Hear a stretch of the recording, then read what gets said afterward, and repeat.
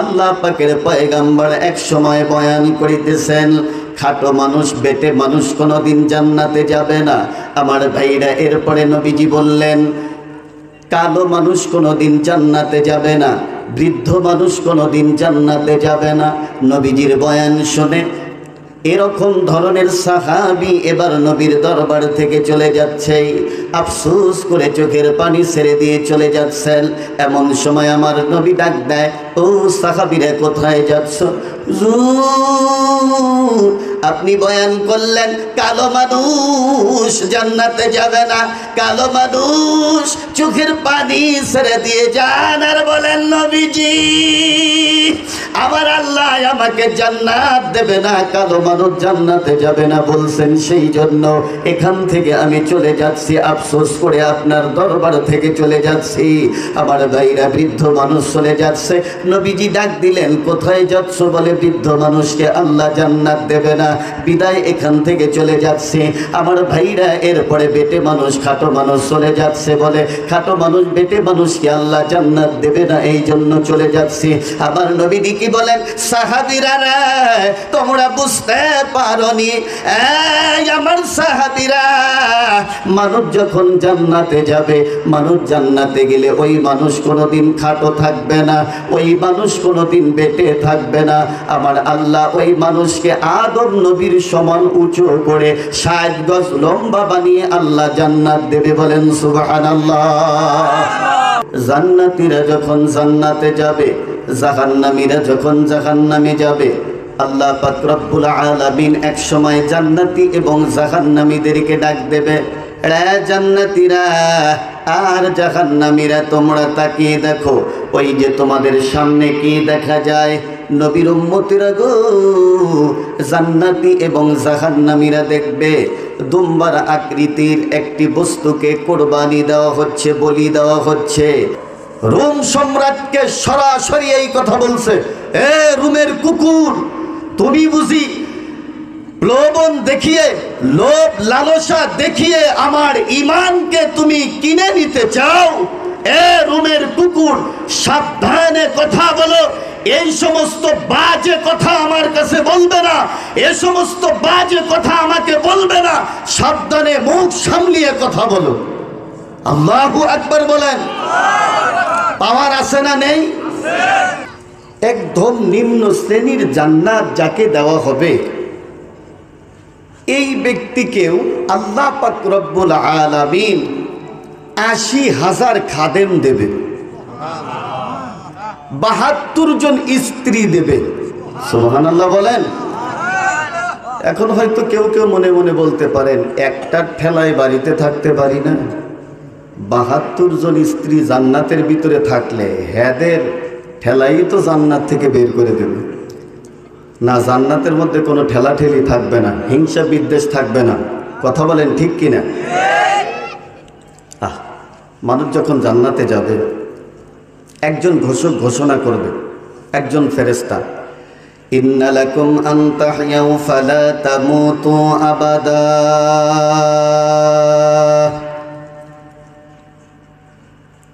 এ জান্নাতের লোকজন শোনো, তোমরা জান্নাতে এসেছো, জীবনে আর কোনো দিন তোমাদের মৃত্যু হবে না। নবীর উম্মতেরা গো, জান্নাতীরা যখন জান্নাতে যাবে, জাহান্নামীরা যখন জাহান্নামে যাবে, আল্লাহ পাক রব্বুল আলামিন এক সময় জান্নাতি এবং জাহান্নামীদেরকে ডাক দেবে, রে জান্নাতীরা আর জাহান্নামীরা তোমরা তাকিয়ে দেখো, ওই যে তোমাদের সামনে কি দেখা যায়?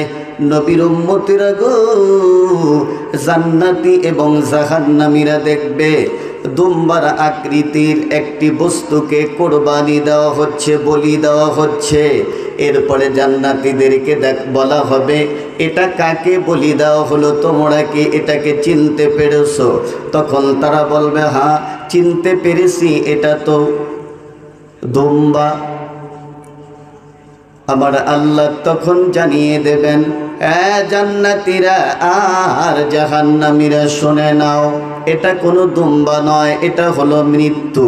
তোমাদের মৃত্যুকে এই যে আজীবনের জন্য কোরবানি দেওয়া হলো, যারা জান্নাতে চলে যাবে তাদেরও কোনোদিন মৃত্যু হবে না, জাহান্নামে যারা যাবে তাদেরও কোনোদিন মৃত্যু হবে না। নবীর উম্মতেরা গো, তাই তো একজন ঘোষক, একজন ফেরেশতা ঘোষণা করবে, ইন্না লাকুম আন তাহইয়াউ ফালা তামুতু আবাদা। এ জান্নাতের লোকজন শুনে নাও, জীবনে কোনোদিন তোমাদের আর মৃত্যুবরণ করিতে হবে না। বলেন সুবহানাল্লাহ। ওয়া ইন্না লাকুম আন তাসিহু ফালা তাসকামু আবাদা। এরা জান্নাতের লোকজন শুনে নাও, তোমরা জান্নাতের ভিতরে এসেছো, জীবনে কোনোদিন তোমরা অসুস্থ হবে না। বলেন সুবহানাল্লাহ। ওয়া ইন্না লাকুম আন তাসিহু ফালা তাসকামু আবাদা।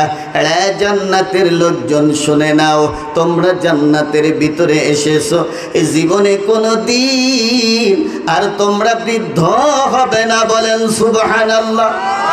আমার ভাইরা বাবারা, একজন মানুষ যখন জান্নাতে যাবে, ওই মানুষটি চারজন নবীর বৈশিষ্ট্য তাকে দান করা হবে। বলেন সুবহানাল্লাহ। আমার ভাইরা, যে মানুষ জান্নাতি হবে পুরুষ মানুষ, ওই মানুষের ভিতরে চারজন নবীর বৈশিষ্ট্য দান করা হবে। এক নম্বর, বাবা আদম আলাইহিস সালাতু ওয়াস সালামের বডি দান করা হবে। বাবা আদমকে আল্লাহ 60 গজ উঁচু বানিয়েছিলেন, 60 গজ লম্বা ছিলেন বাবা আদম। একজন মানুষ যখন জান্নাতে যাবে, সে 60 গজ লম্বা হয়ে উঁচু হয়ে সে আল্লাহর জান্নাতে যাবে। বলেন সুবহানাল্লাহ। নবীর উম্মতের গো, আল্লাহ পাকের পয়গাম্বর এক সময় বয়ান করিতেছেন, খাটো মানুষ, বেটে মানুষ কোনোদিন জান্নাতে যাবে না। আমার ভাইরা, এরপরে নবীজি বললেন, কালো মানুষ কোনোদিন জান্নাতে যাবে না, বৃদ্ধ মানুষ কোনোদিন জান্নাতে যাবে না। নবীজির বয়ান শুনে এরকম ধরনের সাহাবী এবার নবীর দরবার থেকে চলে যাচ্ছে, আফসোস করে চোখের পানি ছেড়ে দিয়ে চলে যাচ্ছেন। এমন সময় আমার নবী ডাক দেয়, ও সাহাবীরা, কোথায় যাচ্ছ? আপনি বয়ান করলেন কালো মানুষ জান্নাতে যাবে না, কালো মানুষ চোখের পানি ছেড়ে দিয়ে যান। আর বলেন, নবীজি, আমার আল্লাহ আমাকে জান্নাত দেবে না, কালো মানুষ জান্নাতে যাবে না বলছেন, সেই জন্য এখান থেকে আমি চলে যাচ্ছি, আফসোস করে আপনার দরবার থেকে চলে যাচ্ছি। আমার ভাইরা, বৃদ্ধ মানুষ চলে যাচ্ছে। নবীজি ডাক দিলেন, কোথায় যাচ্ছ? বলে, বৃদ্ধ মানুষকে আল্লাহ জান্নাত দেবে না, বিদায় এখান থেকে চলে যাচ্ছি। আমার ভাইরা, এরপরে বেটে মানুষ, খাটো মানুষ চলে যাচ্ছে, বলে, খাটো মানুষ, বেটে মানুষকে আল্লাহ জান্নাত দেবে না, এই জন্য চলে যাচ্ছি।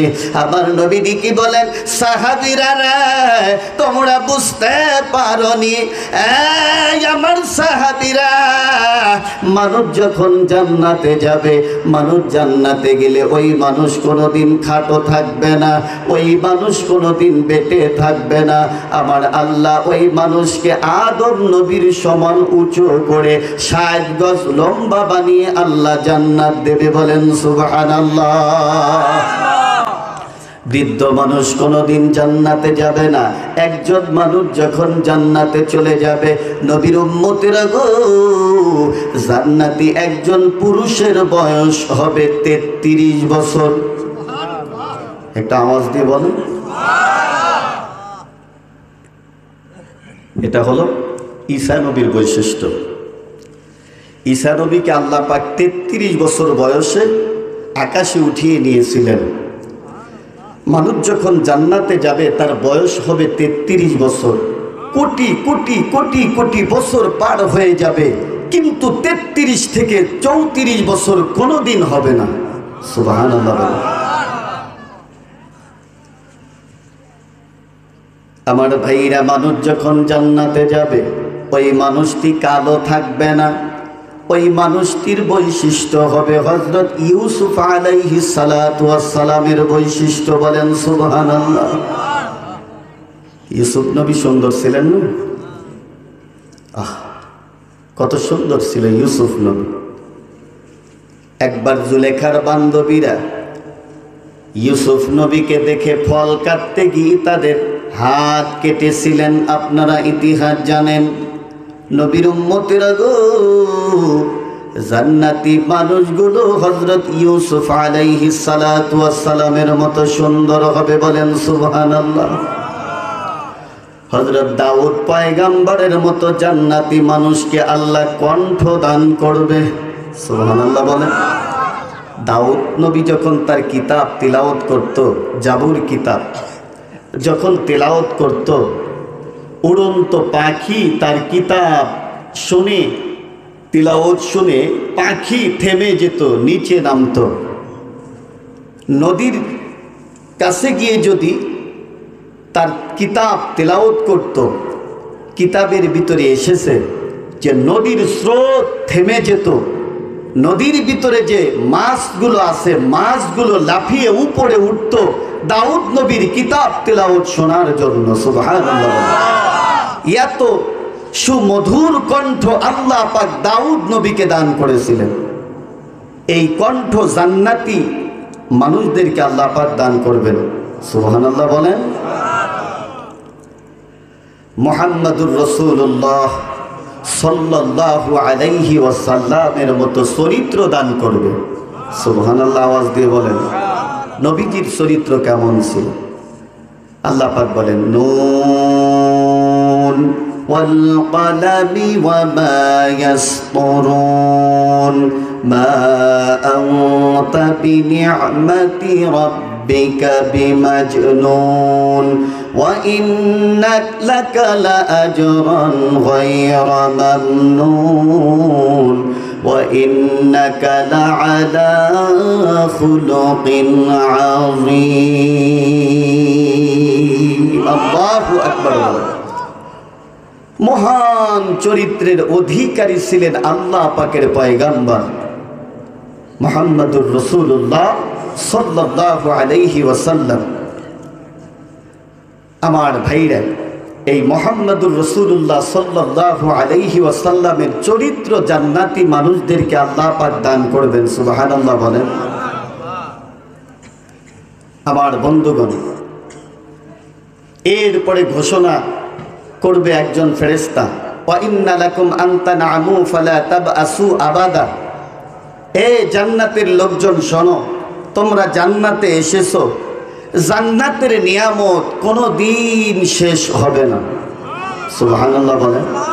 জান্নাতের নিয়ামত তোমরা যতই ভক্ষণ করো, জান্নাতের নিয়ামত তোমাদের থেকে কোনোদিন শেষ করা হবে না, শেষ কোনোদিন হবে না, সুবহানাল্লাহ আওয়াজ দিয়ে বলেন। এ প্রসঙ্গে ছোট্ট একটি ওয়াকিয়া আপনাদেরকে শোনাই। আল্লাহর ওলি জুনাইদ বাগদাদি রহমাতুল্লাহি আলাইহি, তেনার সাথে একজন খ্রিস্টানের সাথে বা ইহুদির সাথে তার সাথে সম্পর্ক ছিল। তার মানে আল্লাহ পাকের বান্দা জুনাইদ বাগদাদি রহমাতুল্লাহি আলাইহি মজমার ভিতরে তিনি যেতেন, গিয়ে তার মজমায় থাকতেন। প্রত্যেক দিন আল্লাহর ওলি জুনাইদ বাগদাদি রহমাতুল্লাহি আলাইহির কাছে সেই খ্রিস্টান গিয়ে থাকতেন। একদিন হঠাৎ করে জুনাইদ বাগদাদির কাছে গিয়ে আবার বলতেছে, হুজুর আমি থাকতে পারবো না, আমাকে যেতে হবে। কোথায়? বলে আমাদের একটা মহা সমাবেশ আছে, যেই সমাবেশে আমাদেরকে আমাদের ধর্মের যিনি আলেম, যেনাকে পাদ্রী বলা হয়, তিনি আমাদেরকে নসিহতমূলক কথা বলে, সেই কথা আমরা শুনি। 1 বছর পর পর শুনি তিনি কি করেন, আমাদেরকে নসিহত করেন, সেখানে যেতে হবে। আল্লাহর ওলি জুনাইদ বাগদাদি রহমাতুল্লাহি আলাইহি তখন বলেন, এ আল্লাহর বান্দা, তোমাদের ওই মজমার ভিতরে আমিও যেতে চাই, আমিও তোমাদের মজমার ভিতরে যাব। তখন বলে, হুজুর ওই মজমার ভিতরে আপনাকে যাওয়া যাবে না, আপনি যদি সেখানে যান, ওখানে কোনো মুসলমান তো যায় না, কোনো মুসলমান যদি ওখানে যায় আর যদি কেউ টের পায় তাহলে তাহাকে দুনিয়া থেকে বিদায় করে দেবে, তার মৃত্যুদণ্ড হয়ে যাবে। আল্লাহর ওলি জুনাইদ বাগদাদি রহমাতুল্লাহি আলাইহি বলেন, আল্লাহর বান্দারে, না না, আমি তোমাদের বেশ ধরে তোমাদের পোশাক পরে আমি তোমাদের ওই মজমার ভিতরে যাব। নবীর উম্মতেরা গো, আল্লাহর ওলি জুনাইদ বাগদাদি রহমাতুল্লাহি আলাইহি এবার খ্রিস্টানদের পোশাক এবার পরিধান করলেন। পরিধান করে এবার ওনাদের ওই মহাসমুদ্রে যখন প্রবেশ করলেন, নবীর উম্মতেরা গো, আল্লাহর ওলি জুনাইদ বাগদাদি রহমাতুল্লাহি আলাইহি বলেন, আমি লক্ষ্য করি দেখি সুন্দর করে এরকম করে একটি মঞ্চ করা হয়েছে, মঞ্চের ভিতরে এরকম চেয়ার দেওয়া হয়েছে। এরপরে হাজার হাজার মানুষ, প্রায় লক্ষাধিক মানুষ সেখানে আছে। আমার ভাইরা, তাদের পাদ্রী বৃদ্ধ মানুষ, তিনি এসে এবার নসিহতমূলক কথা বলবে। এক পর্যায়ে দেখা যায় আল্লাহর ওলি জুনাইদ বাগদাদি রহমাতুল্লাহি আলাইহি গিয়ে যখন ওই জনতার ভিতরে যে গিয়ে যখন বসে পড়লেন, হঠাৎ করে দেখা যায় ওই বৃদ্ধ লোকটি এবার মঞ্চে এসে যখন বসলেন, বসার পরে আর কোনো কথা বলতে পারে না। নবীর উম্মতেরা গো, আল্লাহ পাকের সকল বান্দারা এবার চিন্তায় পড়ে গেলেন, কি ব্যাপার, এই বৃদ্ধ কেন এখনো কোনো কথা বলছে না, আমাদেরকে নসিহতমূলক কোনো কথা কেন এখনো শোনায় না। এই আমার ভাইরা বাবারা, আল্লাহর বান্দা ওই বৃদ্ধ যেন একদম তার মুখ বন্ধ হয়ে গিয়েছে। এই আমার ভাইরা বাবারা, ওই জনগণ এবার বলতেছে, কি ব্যাপার, আপনি কি জন্য কোনো রকমের কথা বলছেন না, নসিহত করছেন না? আমার ভাইরা, বৃদ্ধ এবার বলতেছে, এখানে একজন মুসলমান আছে যার কারণে আমি কথা বলতে পারছি না। সুবহানাল্লাহ বলেন। কে আছে ভাই? মুসলমান। এখানে একজন মুসলমান আছে, মুসলিম আছে, যার কারণে আমি কথা বলতে পারছি না। তাহলে বোঝা গেল মুসলমানদের পাওয়ার আছে না নেই? জোরে বলেন, আছে না নেই? মুসলমানদের পাওয়ার আছে, কিন্তু আমরা যে এরকম মুসলমান, আমাদের পাওয়ার নেই। আমাদের চেয়ে আমাদের এই লেডিস যারা আছে, মা বোন যারা আছে, এদেরই পাওয়ার বেশি। মুসলমান কেন আমাদের পাওয়ার নেই জানেন?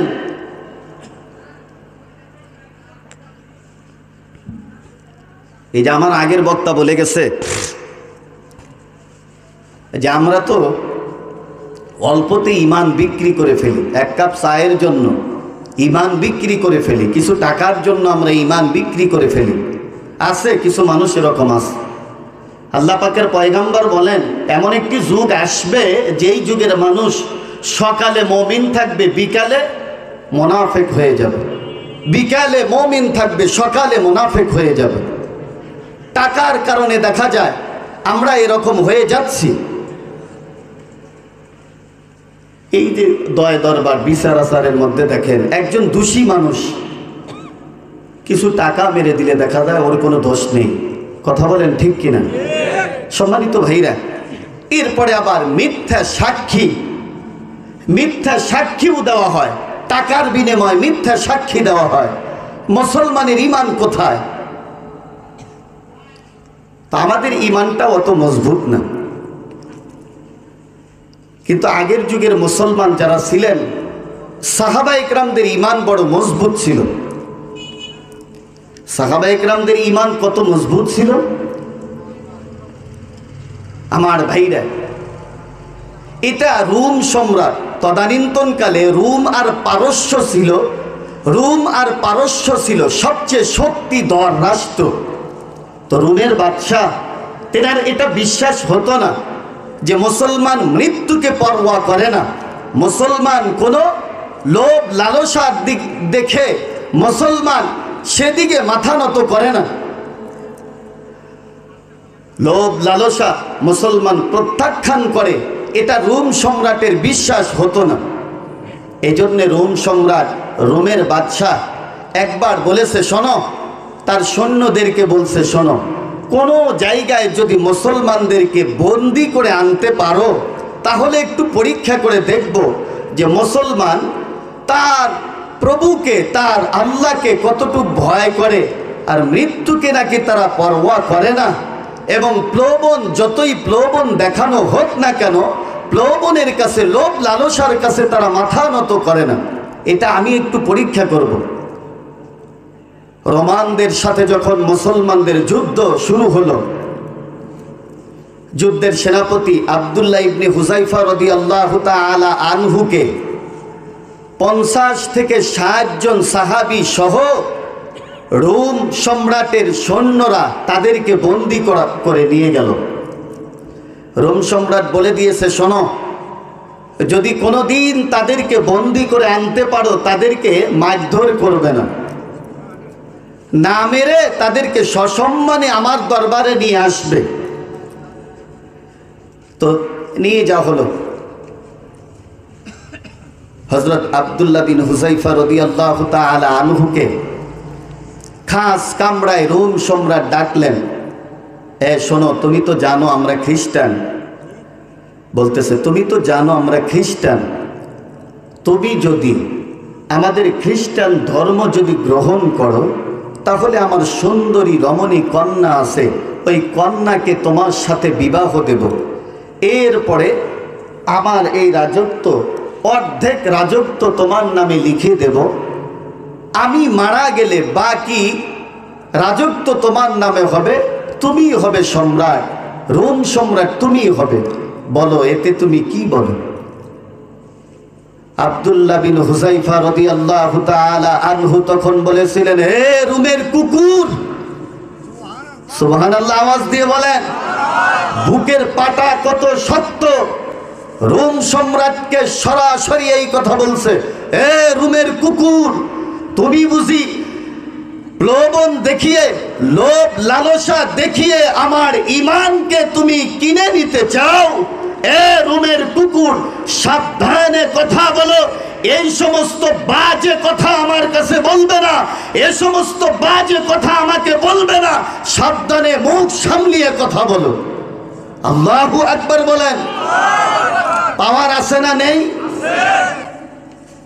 বাপরে বাপ। এই কথা বলার পরে রোম সম্রাট তো একেবারে রেগে গেছে। রোমের বাদশা রেগে এবার বলতেছে, এই যাও, আব্দুল্লাহ বিন হুযায়ফাকে বন্দি করো।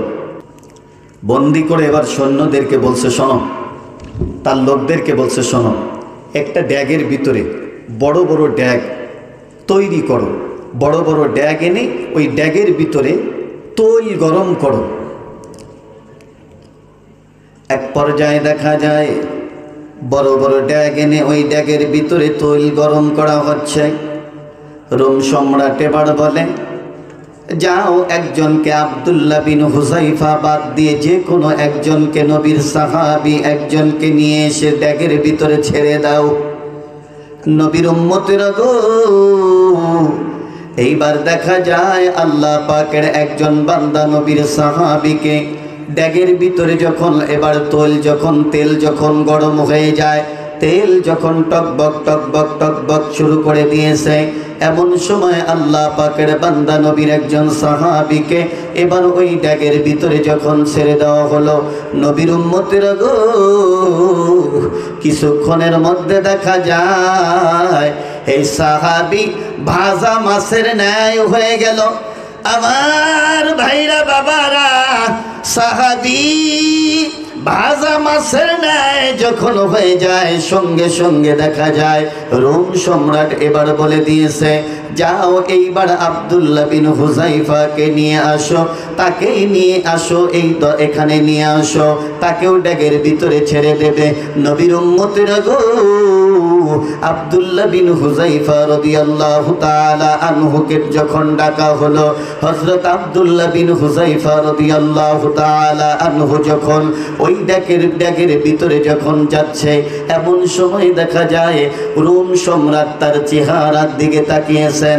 তাকানোর পর দেখা যায় তার চেহারা থেকে, তার চোখের ভিতরে থেকে কিছু পানির ফোঁটাগুলো যেন জমিনের ভিতরে পড়বে এমন অবস্থা, বা জমিনের ভিতরে চোখের পানির ফোঁটা পড়িতেছে।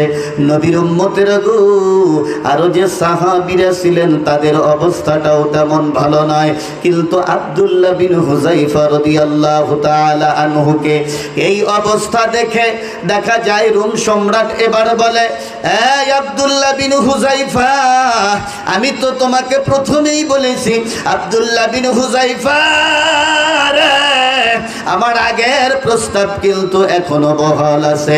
এই আব্দুল্লাহ বিন হুযায়ফা, তুমি যদি আমার কন্যাকে বিবাহ করো, এই আব্দুল্লাহ বিন হুযায়ফা, আমাদের খ্রিস্টান ধর্ম যদি গ্রহণ করে আমার কন্যাকে যদি তুমি বিবাহ করো, তোমাকে আমি যে কথা আগে বলেছিলাম অর্ধেক রাজত্ব তোমার নামে দিয়ে দেব, বাকি রাজত্ব তোমার হয়ে যাবে আমি মৃত্যুবরণ করার পর। ওই প্রস্তাব কিন্তু এখনো আমার বাকি আছে।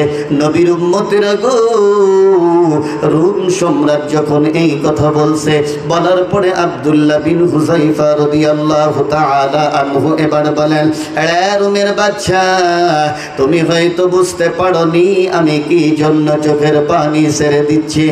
এ আব্দুল্লাহ বিন হুযায়ফা রে, আমি চোখের পানি ছেড়ে দেওয়ার কারণ হলো আব্দুল্লাহ বিন হুযায়ফা, আমাকে আল্লাহ মাত্র একটি জীবন দিয়েছে, এই একটি জীবন দিয়ে আমি আল্লাহর কাছে কি পরীক্ষা দেব, আল্লাহর কাছে আমি কেমন পরীক্ষা দেব যে আল্লাহ আমি তোমার জন্য জীবন দিতে রাজি, মাত্র একটি জীবন দিয়ে আমি কি পরীক্ষা দেব। এই জন্য আমি কান্না করিতেছি, আমার আল্লাহ যদি আমাকে 100 বা 1000 জীবনও আমাকে দান করতেন, 100 বা 1000 জীবন আমি আল্লাহর জন্য দিয়ে দিতাম। সুবহানাল্লাহ।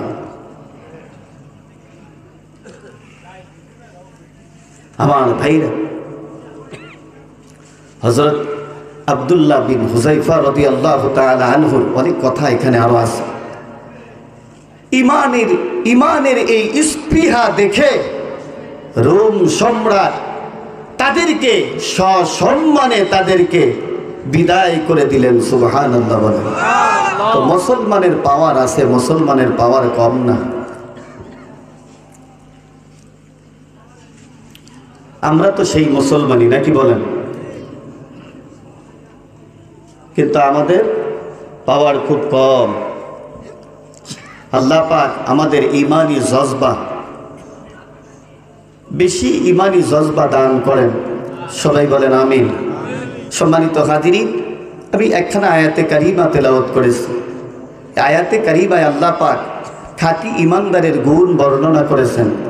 আল্লাহ পাক বলেন, والذين يقولون ربنا اصرف عنا عذاب جهنم إن عذابها كان غراما।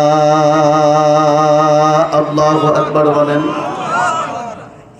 আল্লাহ পাকের খাঁটি ইমানদার বান্দা যিনি হবেন, সে বলবে, হে আমাদের রব, হে আমাদের প্রতিপালক, আমাকে জাহান্নামের শাস্তি থেকে হটান। তার মানে জাহান্নামের শাস্তি আমার থেকে দূরে রাখেন, জাহান্নামের শাস্তি আমাকে দেবেন না। তার মানে জাহান্নামের ভয় তার দিলের ভিতরে বিদ্যমান থাকবে। আমার ভাইরা, কিন্তু আমাদের ভিতরে জাহান্নামের ভয় নেই। নবীজি একসময় জাহান্নামের আলোচনা করিতেছেন। ছোট্ট একটি বাচ্চা ওই মজমার ভিতরে বসা, জাহান্নামের আলোচনা শুনে চোখের পানি ছেড়ে দিয়ে কান্না করিতেছেন। আমার নবী এবার বলেন, হে আল্লাহর বান্দারা, কি জন্য চোখের পানি ছেড়ে দিয়ে কান্না করিতেছো? ছোট্ট বাচ্চা বলে, হুজুর, আপনি জাহান্নামের আলোচনা করলেন। আল্লাহ পাক বলেন, ইয়া আইয়ুহাল্লাযীনা আমানু কু আনফুসাকুম ওয়া আহলিকুম নারাও ওয়াকুদুহান নাস ওয়াল হিজারা আল্লাহ পাক বলেন, হে ঈমানদারগণ, তোমরা জাহান্নামের আগুন থেকে নিজেরাও বাঁচো এবং তোমাদের আগাল পরিবারদেরকেও বাঁচাও, যে জাহান্নামের ইন্ধন হবে মানুষ এবং পাথর। নবীর উম্মতেরা গো, মানুষ এবং পাথর দিয়ে আল্লাহ জাহান্নামকে সাজাবে। এই আলোচনা যখন নবীজি করলেন, আলোচনা ছোট্ট বাচ্চা যখন শুনেছে, শোনার পরে চোখের পানি ছেড়ে দিয়ে কান্না শুরু করে দিয়েছেন। আমার নবী এবার বলে, এ সাহাবীর সন্তান, কি জন্য তুমি এমনি করে চোখের পানি ছেড়ে দিয়ে কান্না করিতেছো? ছোট্ট বাচ্চা তখন বলে, হুজুর, আপনি বললেন মানুষ এবং পাথর দিয়ে আল্লাহ জাহান্নামকে সাজাবে, তাই যদি হয় নবীজি, আমি আমার মাকে দেখেছি, আমার মা যখন চুলার ভিতরে লাকড়ি দিত, আমার মা যখন চুলার ভিতরে খড়ি দিত, ওই সময় আমি দেখেছি ছোট ছোট খড়িগুলো আগে চুলার ভিতরে দিয়েছে, এরপরে বড় বড় বড় খড়িগুলো যখন ছোট খড়ি জ্বলে উঠেছে, তারপর বড় বড় খড়িগুলো চুলার ভিতরে দিয়েছে। হুজুর, আপনি বললেন মানুষ এবং পাথর দিয়ে আল্লাহ জাহান্নাম সাজাবে। নবীর উম্মতেরা গো, আল্লাহ পাকের বান্দা ছোট্ট শিশু এবার বলতেছেন, হুজুর, তাই যদি হয় মানুষ আর পাথর দিয়ে যদি আল্লাহ জাহান্নামকে সাজায়, তাহলে বুঝি আমার আম্মার মতো, আমার মার মতো ছোট ছোট খড়িগুলো বুঝি আমার আল্লাহ যেমন, আমার মা যেমন ছোট ছোট খড়িগুলো আগে আগে চুলার ভিতরে দিত, আমার আল্লাহ বুঝি এরকম ছোট ছোট বাচ্চাদেরকে আগে আগে জাহান্নামে দেবে, এরপরে বুঝি বড় বড় মানুষদেরকে জাহান্নামে দেবে। এই জন্যই জাহান্নামের আলোচনা শুনে আমি চোখের পানি ছেড়ে দিয়ে কান্না করিতেছি। আমার নবী তো রাহমাতুল লিল আলামিন। আল্লাহ পাক বলেন, ওয়া মা আরসালনাকা ইল্লা রাহমাতাল লিল আলামিন। কবি বলেন, শুধু বুজুদাস, শুধু বুজুদাস, রহমাতাল লিল আলামিন, মসজিদে ও শুধু হামারো ये জমিল, মসজিদে ও শুধু হামারো ये জমিল। तमाम সৃষ্টি জীবের জন্য আল্লাহ পাকের পয়গম্বরকে আল্লাহ রহমত করে দুনিয়াতে পাঠিয়েছিলেন। নবীর উম্মতেরা গো, নবী তো রহমাতুল লিল আলামিন। আমার নবী ছোট্ট বাচ্চার কান্না শুনে এবার ছোট্ট বাচ্চাকে এবার বুকের ভিতরে জড়িয়ে ধরলেন। এই আল্লাহর বান্দা, তুমি এত ছোট মানুষ হইয়া, রে আল্লাহর বান্দা, তোর ভিতরে জাহান্নামের এত ভয়। এই আল্লাহর বান্দা রে, তোর জন্য আমি নবী দোয়া করে দিলাম, তোর বংশধরদের জন্য আমি নবী দোয়া করে দিলাম, আল্লাহ তোদেরকে জাহান্নামের আগুনে দেবে না। বলেন সুবহানাল্লাহ। নবীর উম্মতেরা গো, ছোট্ট বাচ্চা জাহান্নামের ভয় পায়, কিন্তু আমাদের বয়স অনেকের 40-50 পার হয়ে গেল, এখন পর্যন্ত জাহান্নামের ভয় আমাদের দিলের ভিতরে ঢুকলো না। এখনো কবরের ভয় আমার আপনার দিলের ভিতরে ঢুকলো না। এখনো কবরের ভয়, জাহান্নামের ভয়, পুলসিরাতের ভয় আমার আপনার দিলের ভিতরে নেই। তাই তো কবি আফসোস করে বলেন, চেহেল সালে, চেহেল সালে উমরে আজিজাত গুজাশত, মেজাজে তু আজ হালে তিফলে নাগাশত, মেজাজে তু আজ হালে তিফলে নাগাশত। 40 বছর পার হয়ে গেল, এখন পর্যন্ত তোমার ভিতর থেকে ছেলেবেলার ভাব দূর হলো না। 40 বছর পার হওয়ার পরে এখনো ঝগড়া লাগলে আগে আগে লাঠি ফালা দিয়ে বের হও। 40 বছর পার হয়ে গেল, এখনো টেলিভিশন না দেখলে তোমার পেটের ভাত হজম হয় না। নবীর উম্মতেরা, কেমনে গো আল্লাহর কাছে কি জবাব দিবা? 40 বছর পার হওয়ার পরে যারা আল্লাহর পথে ফিরে আসে না, ওদের উপরে আমার আল্লাহ বেজার হয়, শয়তান খুশি হয়। বলেন নাউজুবিল্লাহ।